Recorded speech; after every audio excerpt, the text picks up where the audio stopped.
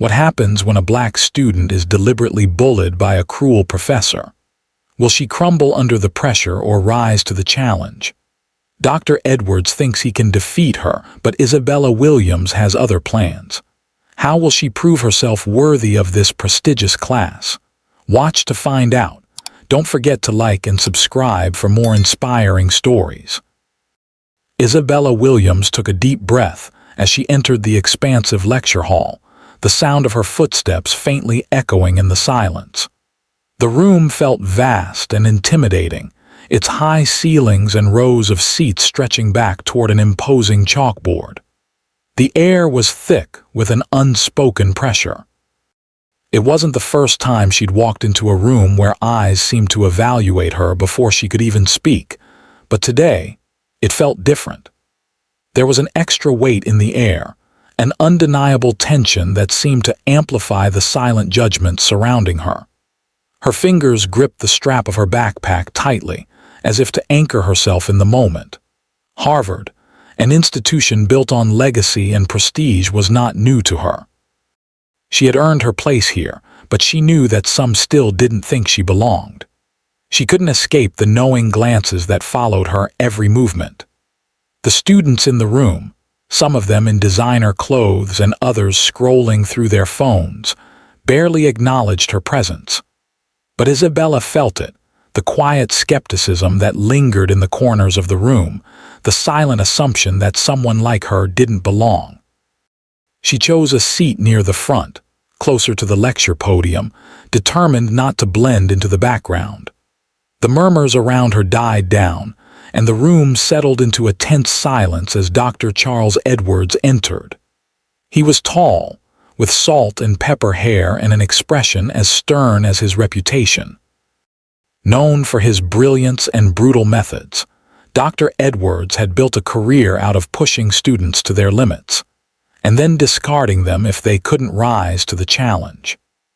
Isabella had heard stories of his ruthless teaching style, of how he'd break down even the most confident students before reshaping them into something stronger. Dr. Edwards' gaze swept across the class with practiced indifference until it landed on Isabella. His eyes seemed to pierce through her as if already sizing her up. Then, in a voice that cut through the tension, he said, "Miss Williams, let's see what you've got." The room held its breath. Isabella felt every eye on her. This wasn't just about calculus. It was about proving she belonged, and she wouldn't back down. Dr. Charles Edwards entered the room, and with his presence, an intense silence swept over the class.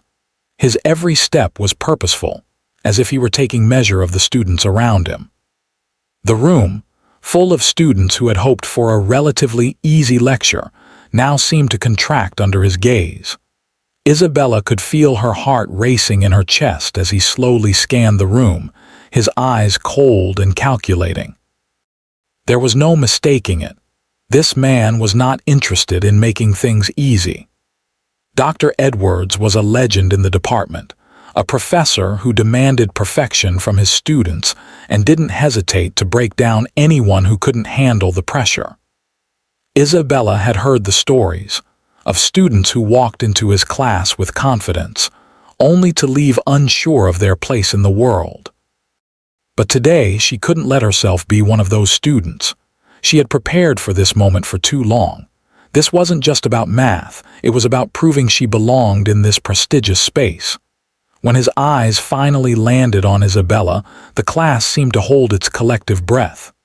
"Miss Williams," Dr. Edwards said, his voice commanding attention, "let's see what you've got."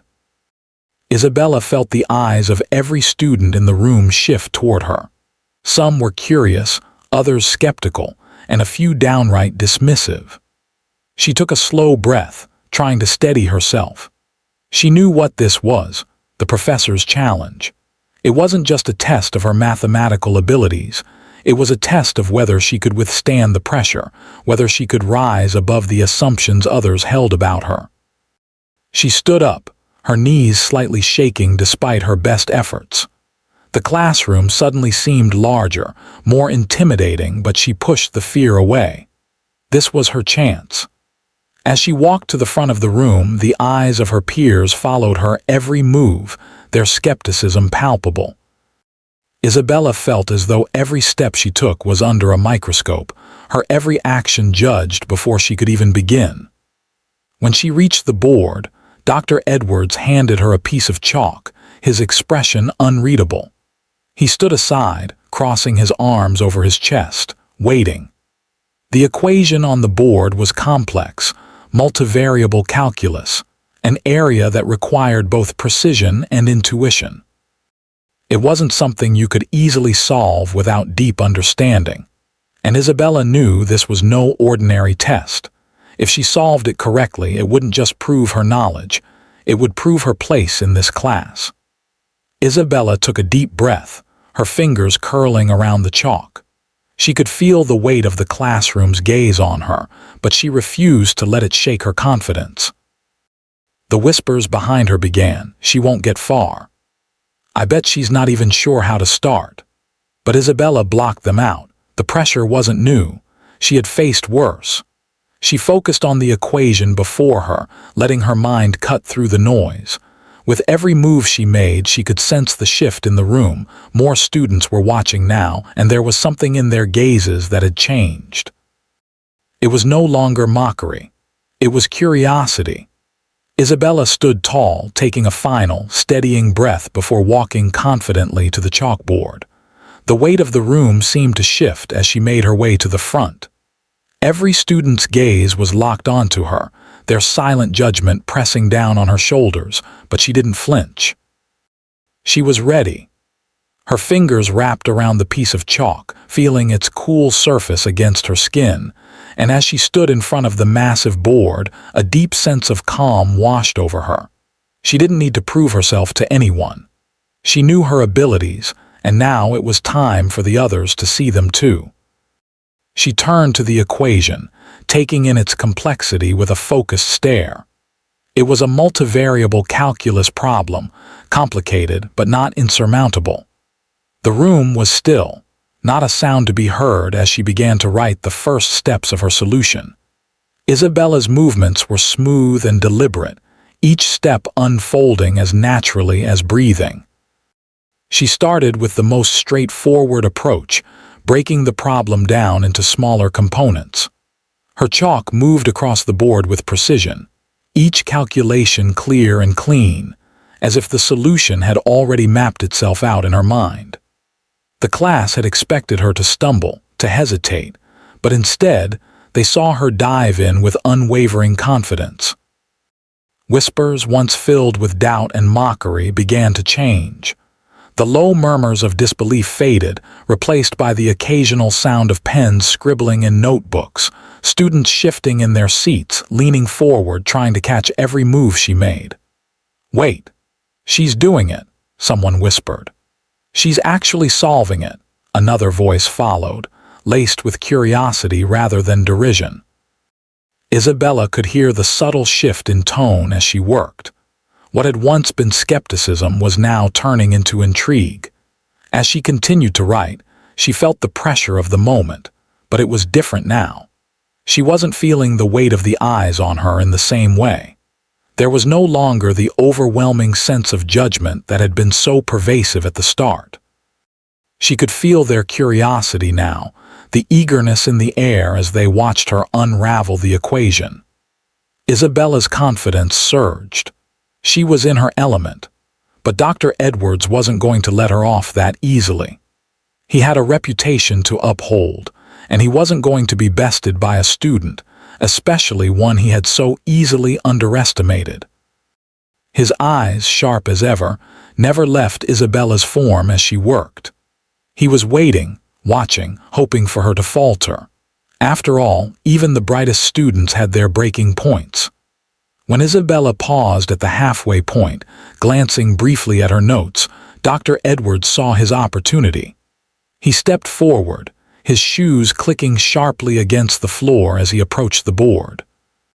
His eyes scanned the work she had done so far, and for a moment, he seemed almost pleased, almost. "Miss Williams," he said, his voice low and deliberate, It's an interesting approach, but let's see how you handle something more difficult. He turned to the board and wrote out an even more complicated problem. It was a twisted, multi-layered equation that demanded a higher level of understanding, something so complex that it could easily break a less prepared mind. The room fell even quieter than before. The challenge was clear, and Dr. Edwards seemed to watch with a certain smug satisfaction, as if daring Isabella to fail. Isabella took a breath and returned to the board without hesitation. Her mind sharpened, analyzing the new equation that now seemed to mock her with its complexity. She scanned the problem then, almost imperceptibly, she smiled. This was the kind of challenge she had trained for. Her chalk hit the board again, but this time her approach was different. She didn't tackle the problem the way others would, following the traditional steps Dr. Edwards might expect. No, she saw a faster, more efficient path, one that could save precious time and effort, something no one else in the room would think of. She applied an optimization method, skipping a few intermediate steps that were usually necessary in the traditional solution. The students, at first skeptical, began to shift in their seats again. The whispers had started up again, but this time, there was a new edge to them, admiration. "Did she just skip a whole step?" someone muttered. "I don't think I've ever seen anyone solve it like that," another voice whispered. Isabella could feel their gazes on her, but now it wasn't judgment she felt, it was respect. She worked quickly, effortlessly, pulling the components of the equation together, breaking down the complexity with ease. She could feel Dr. Edwards' eyes on her, watching her every move, waiting for her to make a mistake, but it didn't come. The steps she had taken were unconventional, but they were right. There were no miscalculations, no gaps in logic. She was dismantling the problem piece by piece, proving that not only was she capable, but she was also finding a more efficient way to solve the problem than anyone else. By the time she reached the final part of the equation, the entire class was silent, staring at the board in disbelief. Isabella boxed in the final answer, her chalk hitting the board with a soft snap. She stepped back and placed the chalk on the ledge beneath the board, then turned to face the class. Her expression was calm, controlled, but inside she felt a rush of triumph. This wasn't just about proving she could solve the problem. It was about proving that she belonged here, just as much as any of them. Dr. Edwards took a step forward, eyes scanning the solution she had just written. He didn't speak right away. His usual confidence, the smug sense of control he usually carried, was gone. He traced each step of her solution with his fingers, checking for a mistake, for something, anything, that might give him a way to regain the control of the moment. But he couldn't find one. Finally, he let out a slow breath. "Unconventional," he said, his voice low, but correct. The words seemed to hang in the air, and for the first time, Dr. Edwards seemed at a loss for words. The room was still, the students absorbing what had just happened. Isabella had done it, not just solved the problem, but done it in a way no one had expected, in a way that left the class in awe. Isabella didn't need to hear Dr. Edwards' approval. The shift in the room was enough. She had done more than solve an equation, she had earned her place. Dr. Edwards stared at the solution on the board, his eyes scanning every step Isabella had written. His fingers traced the lines, but his usual smug expression slowly faded. She had done it. She had solved the problem with an approach he hadn't expected, and more importantly, there were no mistakes. No gaps in logic, no flaws to expose. She had done it, better than he could have hoped. For a moment he stood frozen. Isabella felt his gaze on her, but she didn't flinch. She had been ready for this. She had expected him to search for a fault, to try and find a way to downplay her achievement, but there was nothing to undermine. Finally, Dr. Edwards cleared his throat, shifting uncomfortably. "It's unconventional," he said, his tone tight, "but correct." The words were reluctant, as if the professor had been forced to admit something he didn't want to acknowledge. Isabella didn't need his praise. The correctness of her solution spoke for itself. But just as the moment seemed to settle, Dr. Emily Brooks, another professor in the room, stood up. She had been quietly observing the exchange, and now she walked toward the front, standing next to Isabella. "Actually," Dr. Brooks began, her voice calm yet authoritative, "I have to disagree with Dr. Edwards." The class fell silent, and all eyes turned to her. "Miss Williams' solution isn't just correct," Dr. Brooks continued, "it's highly innovative." She gestured to the board. By recognizing patterns in the coefficients, she skipped unnecessary steps, saving time and effort. No one else in this room would have thought of it. She optimized the solution in a way that hasn't been done before. The room seemed to shift. The skeptical whispers from earlier had turned into murmurs of admiration. "She skipped steps," one student whispered. "I didn't even know you could do that." Another added, "That was brilliant. I've never seen anyone solve it like that before." Dr. Edwards, unable to counter Dr. Brooks' praise, fell silent. Isabella could feel the shift in the room, the students' gazes no longer filled with doubt but with respect. She had proven herself, both to the professors and to her peers.